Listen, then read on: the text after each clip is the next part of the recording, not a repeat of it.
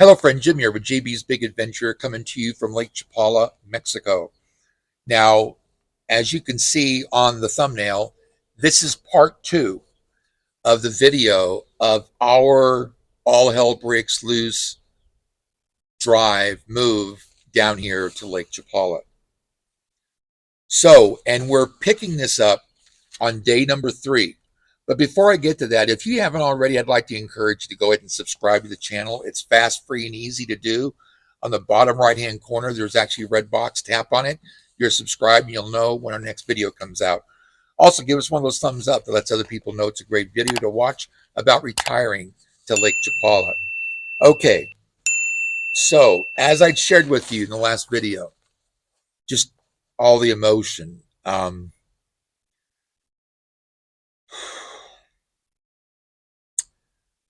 We're tired. We're exhausted. Just to kind of just track a little bit, we drove from Albuquerque. We drove 6 hours to Pecos, Texas. The second day, we drove 6 hours down to Laredo, Texas.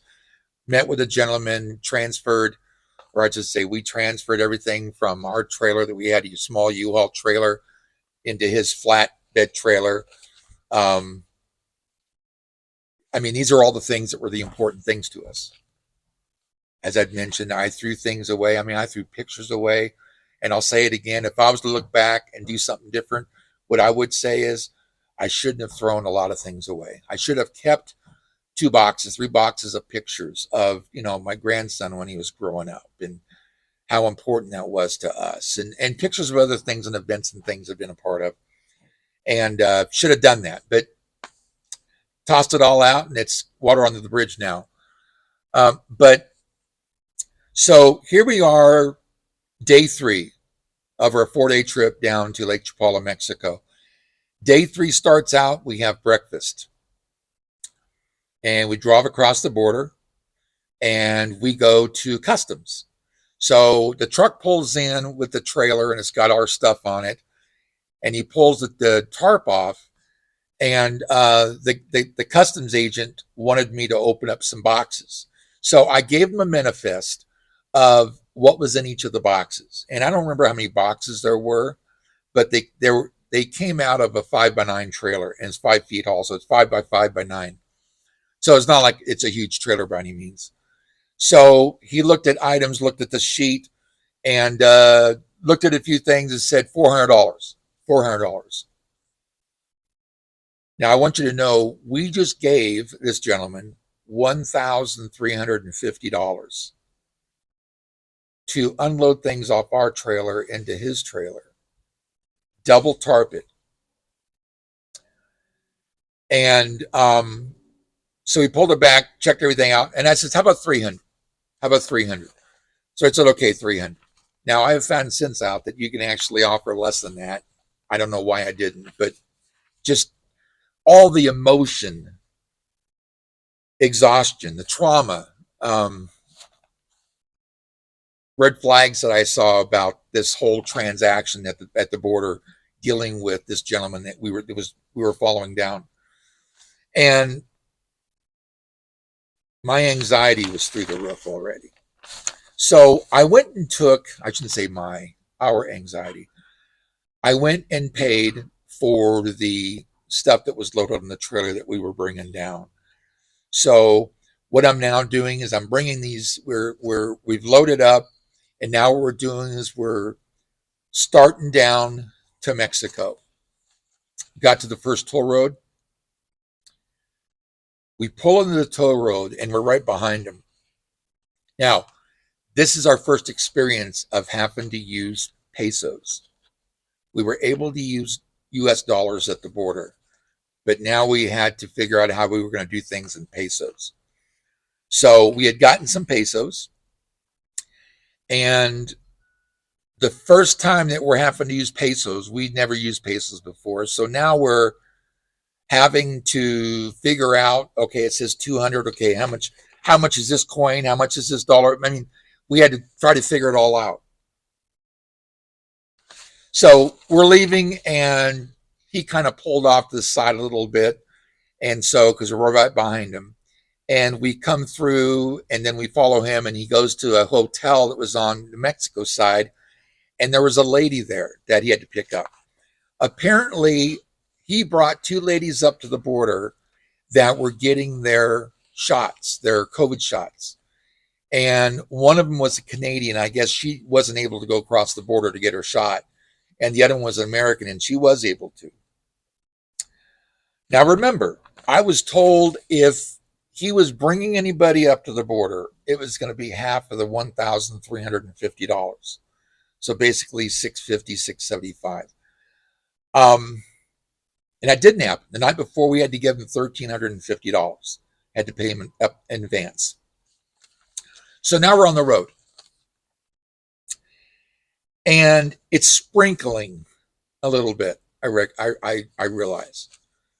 And he told us that he made sure that he double tarped everything that was on the truck. Because remember, on this trailer, this is everything that means the most to us. I've got, out of 30 boxes of my library, as I'd mentioned, which was 6 feet high and 19 feet long, it was a total of 27 to 30 Apple boxes. I only kept 3 boxes. Everything else I gave away. I put it on Craigslist, and the gentleman came like a half an hour after I put it on Craigslist and scooped them all up. He didn't realize how much of a treasure he got, I'm sure, when I was just talking to him on the phone. So we're driving down now to Mexico. Come to our next toll booth. He's in front of us. And he pays his toll and then takes off like a bat out of hell. Literally, just takes off. And we're still at the toll road. We're still having to pay our toll. And as we were watching him drive away, the truck becomes smaller and smaller and smaller because of how far he is down the road. So here's a lesson I learned, and I'll share this with you because it might be in your time of life where you are or what you do. But to be a good leader, you have to first become a good follower. To be a good leader, you have to first become a good follower. I became a great leader. Let me take that back. I don't want that to sound cocky because I'm humble about it. I've had the good fortune of being in a place where I've been able to help other people achieve in life what they wanted to achieve through a business opportunity. And I was a leader, but I had to be a good follower. I had to learn how to take what was shared with me and take it as constructive criticism, and then be able to add that into my life and learn how to become a follower. Because to become a great leader, you have to first become a great follower. So I know how to follow. So we get out of the toll booth, and I have to punch it. We were doing 90 to 100 miles an hour to catch up to him. Remember, we paid them $1,350 for him to unload the items out of our trailer and put it on his trailer, which isn't what happened. We unloaded our trailer and had to take things to him that he was putting on his trailer. A red flag. I should have seen it up front. So we're having to drive as fast as we can. And I just couldn't believe this. We couldn't believe it. He was trying to lose us. He was trying to lose us. He had our stuff, the items that were the most important to us for the last 30 years, 40 years of our lives, both of us. He's got it in his truck and trailer, and he's just hightailed. So we do the same. We have to drive really fast. I finally catch up to him. We get to the next toll road, And would you believe it? Do you know what he did? Same exact thing. Took off trying to lose us.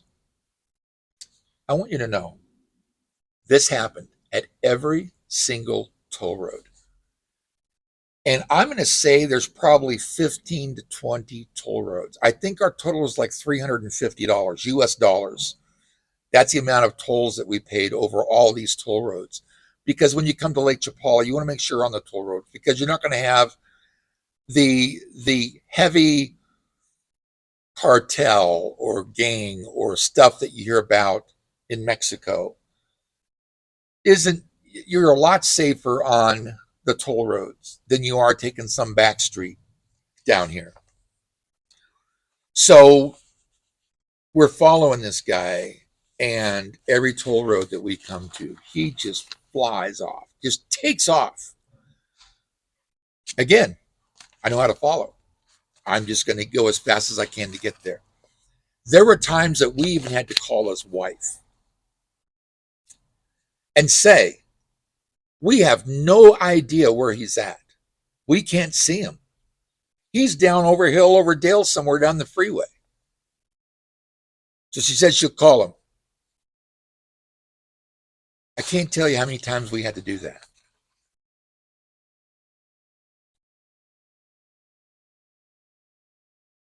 Our anxiety was just unsurmountable. Not only did we pay this couple a lot of money, but they had everything that was important to us in life, in today's life. So we didn't catch up to them. And now we've caught up to him, and now he gets off the freeway. We're in some town or city. Literally, get off the freeway. We're following him. And it's like there's no rhyme or reason why we were going where we were going. It's like, why did we get off the freeway in the first place? We're going and turning in all these streets, and it's like ludicrous. I could not believe it. I don't get mad and upset. I just have a very much of a tempered, mild-mannered type of person. I'm not a fighter. I'm a lover. I'm a healer. Encourager. I couldn't believe this. We ended up on some dirt roads.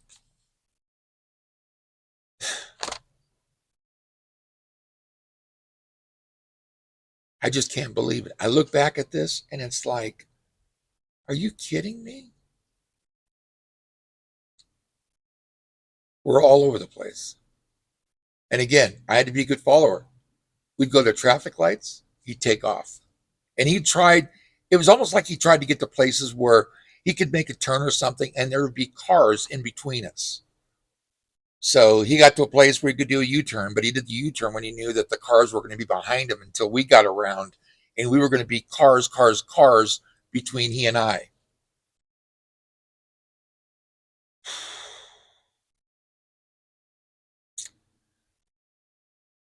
I'm a good follower. I did everything I could. I had to stay right on his tail. Once I knew this was a game to him, once I knew that this was his heart, this was both he and his wife's heart. They were both the same. Just stone cold. I couldn't believe it. So we ended up doing all these maneuvers, and now we're back on the freeway. And I can still remember saying to Barbara, I don't know where the heck we were supposed to be going. What was that all about? So we're back on the freeway, heading down. We'd stop, get gas, and I'd say to him something like, why did we get off the freeway back there? And I'll never forget it. He had no answer. It wasn't like he said, the freeway was closed.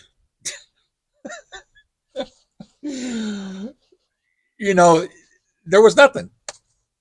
He didn't have any answer for me. And this is a guy we paid $1,350 to that has all our stuff, that the whole idea of what we're doing is we're following him down here to Lake Chapala. There's enough anxiety already through the roof just with making the trip from the States down to Mexico. Stress and just, I get worked up just thinking about all this. So we're driving down, and now it's getting more towards the evening time, and it starts raining. And so it's raining. And then it wasn't soon after that, it was pouring. In fact, it came down in sheets. There was so much water. In my mind, I said, boy, we need to pull over and just let this thing goes by, because it's dangerous. This water is coming down in such volume. I got the windshield wipers going back and forth, but that's it. You just can't keep it off. That can't go quick enough. So it is raining cats and dogs. And then we make it into this place called Matwala. Matwala is actually like halfway down between Laredo and Lake Chapala. The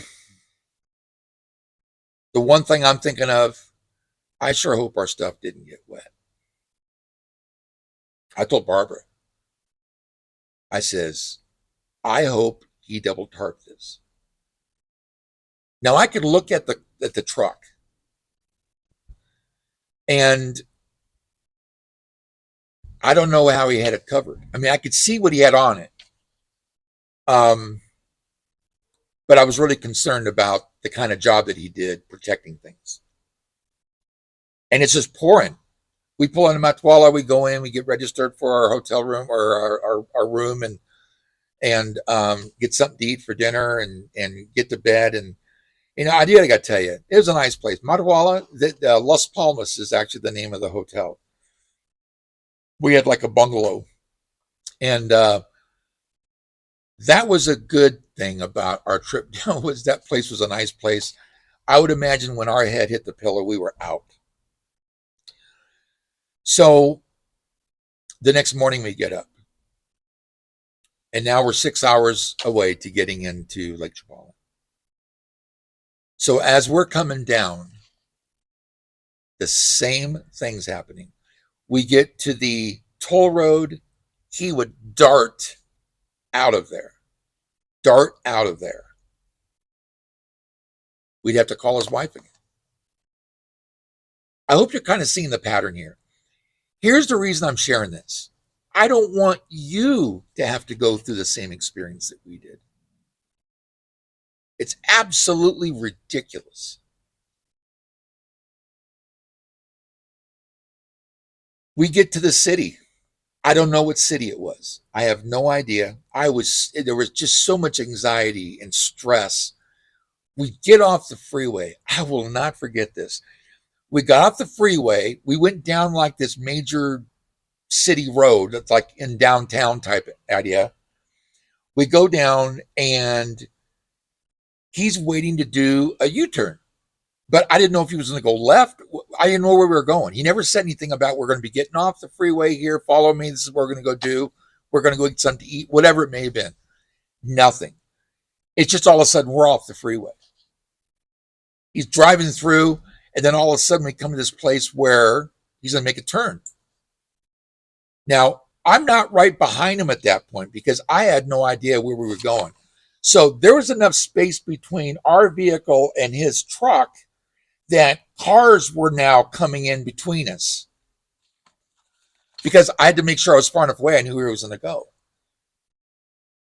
And what ends up happening? Same thing. He does a U-turn and then hightails it back to the freeway and gets back on the freeway. No rhyme or reason. There was no explanation. There was no, well, we were getting off, I was going to try to find a place for us to get gas. None of that. Because there was no gas. We weren't needing gas. And it was absolutely unbelievable. Unbelievable. Friend, let me just tell you, I wouldn't want anybody to have to go through the anxiety. I've left some things out just because I want to keep from getting real emotional about all this.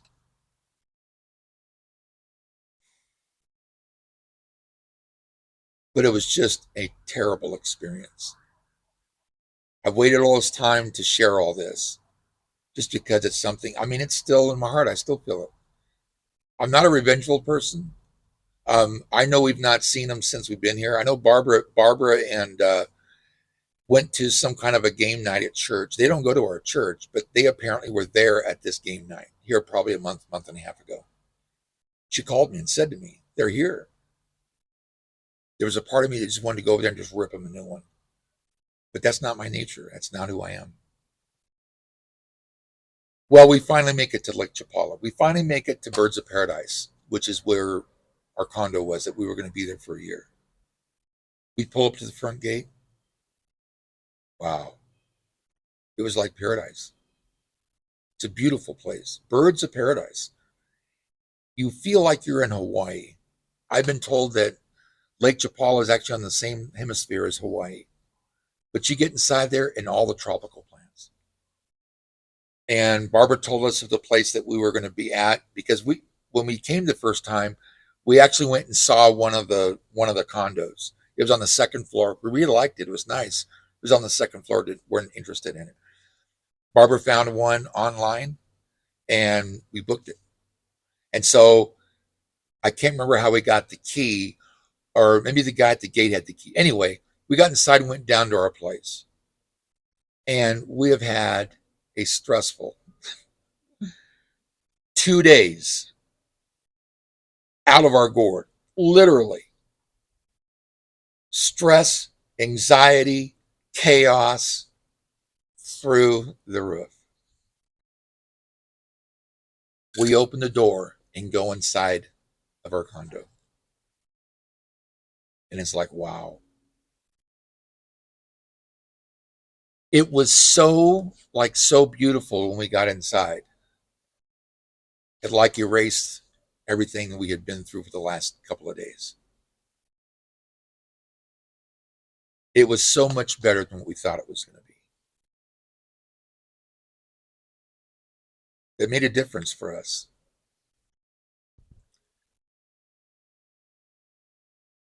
So we got dropped off at the Birds of Paradise. Okay, so we've gotten to the Birds of Paradise. We're in our place. And the anxiety that comes from meeting with this guy the following day at our storage unit and unload everything into a storage unit we got. So here we are, trucks in, taking the tarp off. Couldn't believe our eyes. Boxes were all wet. Now, you remember I shared with you that the items that we brought were the things that were the most important to us?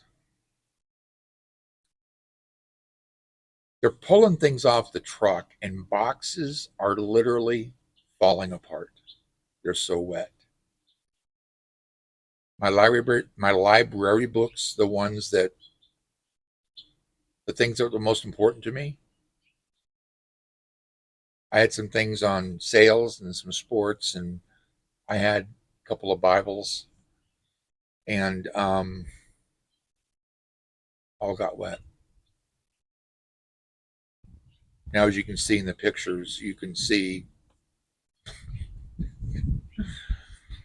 I tried to put them out to dry them, but when you get books wet, what happens is the pages all kind of, the water has the pages expand basically. And so it ruins them. It ruins them.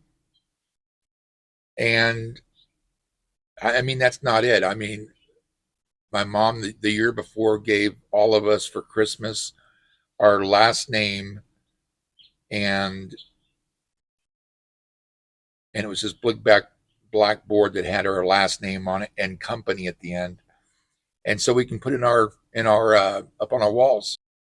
The things that she painted that were the numbers, or let's just say the letters, were like layers of, I don't know if it was cardboard or hardboard, all disintegrating, just all separated.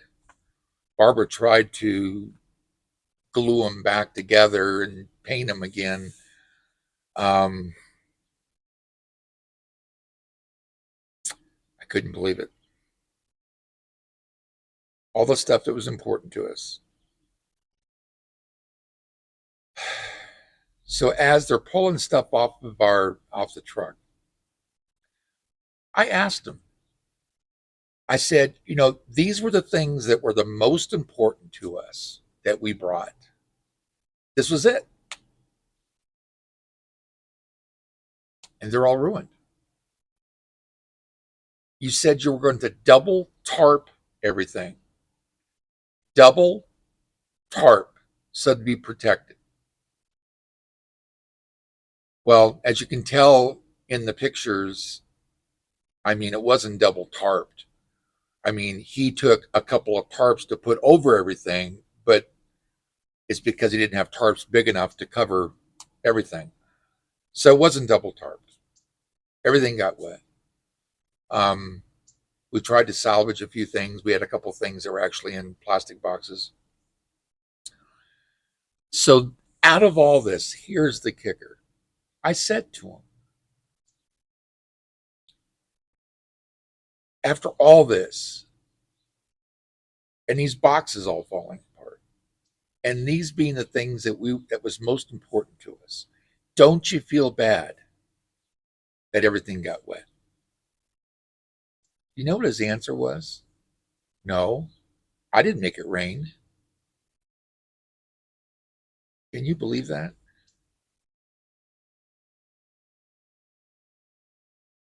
Can't believe it. No, I didn't make it rain. No, I'm so sorry. See, the thing is we shouldn't have paid him up front. That was the mistake. There's just such of a much better way of making the transition to come to Lake Chapala. That shouldn't be part of the experience. That rings over and over in my mind. No, I don't feel bad. I didn't make it rain. Well, it wasn't double tarped. And you know what? It didn't matter what I say to him. It didn't matter. He was not willing to accept any responsibility. He never said, I'm sorry. Nothing. Nothing.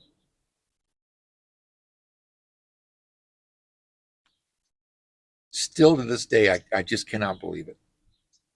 Now, maybe just because my heart's in a different place. I care. I care about people. If that was me, oh, I'd be heartbroken. If it was me that went up and got somebody and did I wouldn't do the things that was done to us. My conscience is so strong. My moral compass is so strong. You just kind of think that other people would feel the same way.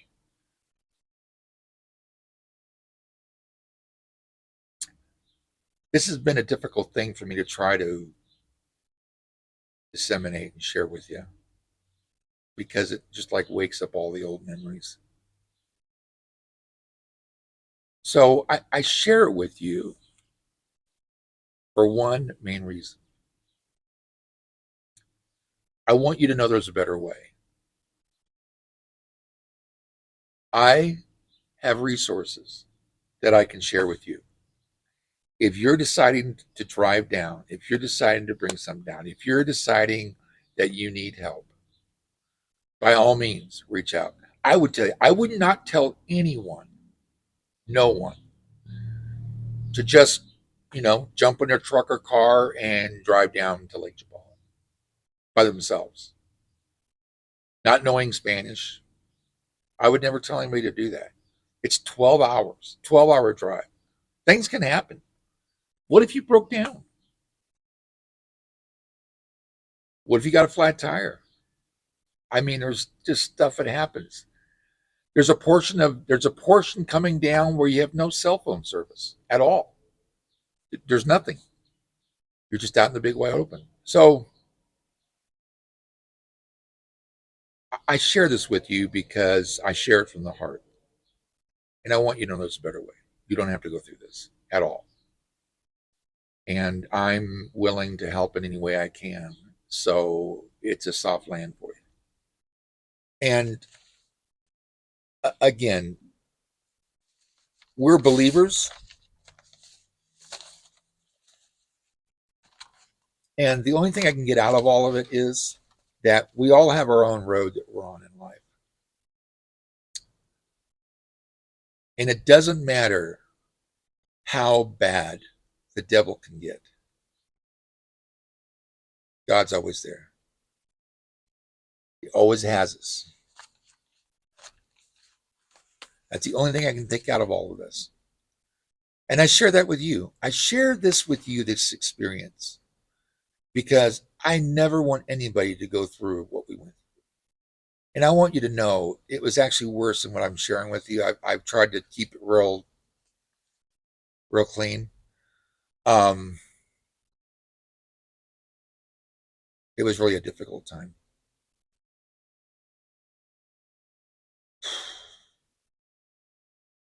I will tell you this.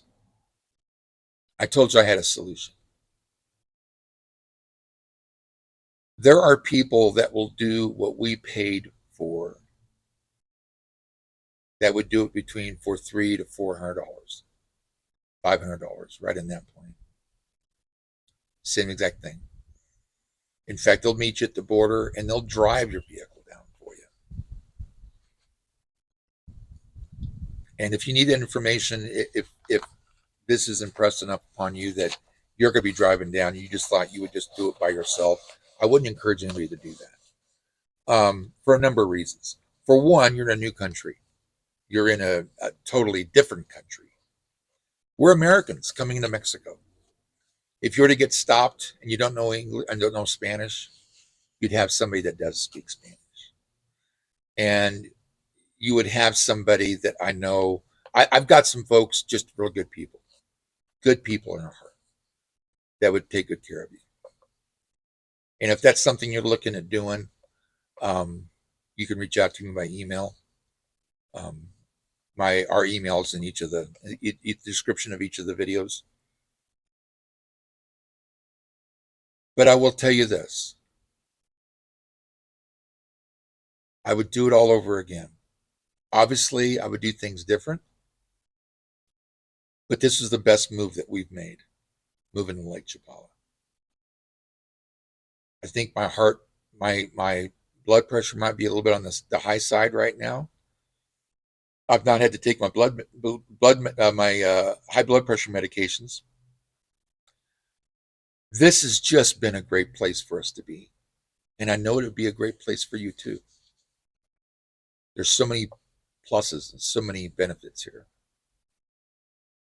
Fresh air, blue sky, flowers. You can take a breath and it's fresh air. We've got the lake. Just a slower pace of life. It's been amazing. It's been amazing. So I hope these last 2 videos have been helpful for you. And I'm okay. I just felt something here for a second.